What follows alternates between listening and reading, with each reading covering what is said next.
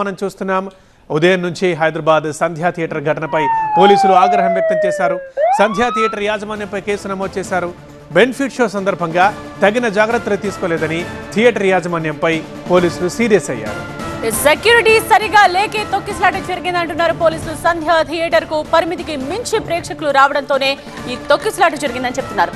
Gate దగ్గరకు జనాలు చొచ్చుకు రావడంతో అదుపు చేసేందుకు పోలీసులు లాఠీ చార్జ్ చేయాల్సి వచ్చింది. ఈ తొక్కిసలాటలో తీవ్రంగా గాయపడి రేవతి అనే మహిళ మృతి చెందింది. కుమారుడు తేజ పరిస్థితి విషమంగా ఉండడంతో బేగంపేట్ కిమ్స్ కు తరలించారు. ఈ సందర్భంగా నిన్న జరిగిన తొక్కిసలాట ఘటనపై హైదరాబాద్ పోలీసులు సీరియస్ అయ్యారు.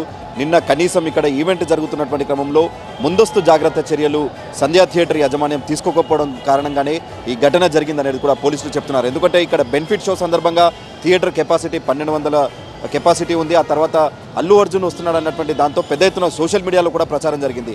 దాదాపు ఒక 5-6 వేల మంది అభిమానులు వస్తారన్నటువంటి క్రమంలో ఖచ్చితంగా థియేటర్ యాజమాన్యం ముందస్తుగా పోలీసులకు వాటికి సంబంధించిన అనుమతులు కోరాల్సి ఉంటుంది. కానీ అలాంటి అనుమతులు ఏవి కూడా కోరలేదనేటువంటి విషయాన్ని మాత్రం పోలీసులు చెప్తున్నారు. నిన్న ఒకసారి ఏం జరిగిందనేది కూడా మీకు ఎక్స్ప్లెయిన్ చేస్తాను. నిన్న రాత్రి 9:30 సమయంలో హీరో అల్లు అర్జున్ ఇక్కడికి చేరుకున్నారు. ప్రస్తుతం మనం చూస్తున్నటువంటి ఈ ఎంట్రన్స్ గేట్ నుండే అంటే 9:20 ప్రాంతంలో ఆర్టీసీ క్రాస్ రోడ్కి అల్లు అర్జున్ చేరుకుంటే దీని పక్కనే ఉన్నటువంటి సంధ్యా థియేటర్కి చేరుకోవడానికి దాదాపు అరగంట సమయం పట్టింది.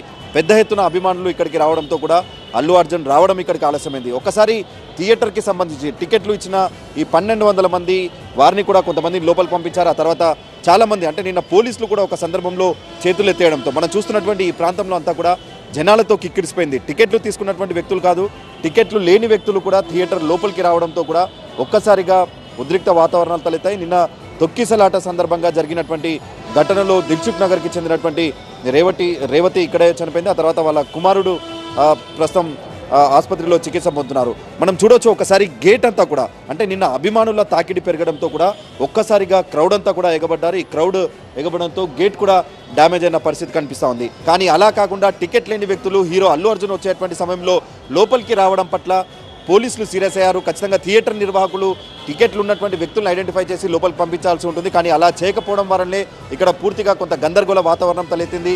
ఆ కారణంగానే జరిగిన తొక్కిసలాటలో ఒక మహిళ చనిపోయింది. కాబట్టి పోలీసులు కూడా ఈ ఘటనపై సీరియస్ అయ్యారు. ప్రస్తుతం థియేటర్ నిర్వాహకులపై కూడా కేసు నమోదు చేశారు. అయితే ఎవరైతే ఈ మూవీకి సంబంధించి పుష్ప మూవీ సంబంధించిన టీం పైన కూడా ఖచ్చితంగా తాము చర్యలు తీసుకుంటాం. ఎందుకంటే ఒక హీరో ఒక బెనిఫిట్ షో సందర్భంగా ఇక్కడ ఓవర్ క్రౌడ్ వస్తుందన్నటువంటి దాంతో కూడా ఆయన కొంత దానికి సంబంధించిన ఆ సమయాన్ని కూడా తమ ముందస్తు సమాచారం ఇస్తే కనుక దానికి సరిపడా బందోబస్తు ఏర్పాట్లు చేసేవాళ్ళం. కానీ అలాంటి వాటి విషయంలో తమ అనుమతులు తీసుకోకుండానే ఇక్కడికి రావడం కారణంగా మొత్తం కొంత ఉద్రిక్త పరిస్థితులు చేసుకున్నాయి. కాబట్టి ప్రస్తుతానికైతే థియేటర్పై కేసు నమోదు చేయడంతో పాటు సినిమా మూవీపై కూడా పూర్తిగా ఎగ్జామిన్ చేసిన తర్వాత వారిపైన కూడా చర్యలు తీసుకుంటామన్నటువంటి విషయాన్ని మాత్రం చిక్కడపల్లి పోలీసులు చెప్తున్నారు.